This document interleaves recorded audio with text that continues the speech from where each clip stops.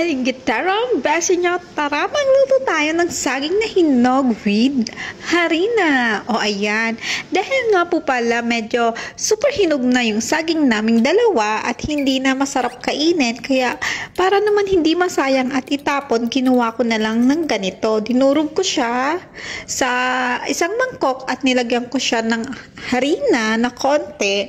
Yung tamang-tama lang po at hinalo ko nga po siya. Ayan, haluin lang po ng haluin para makuha ang tamang timpla.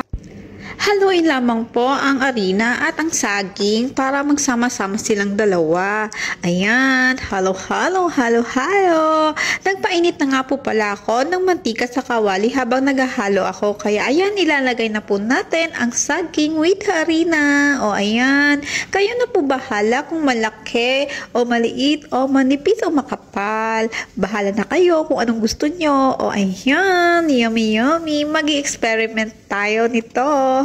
Masarap naman po siya sa kinalabasan. O parang ano lang po siya, maruya sa atin, sa Pinas. O tara, kain po tayo mga kaingiterang besh ko. See you on my next video. Bye-bye!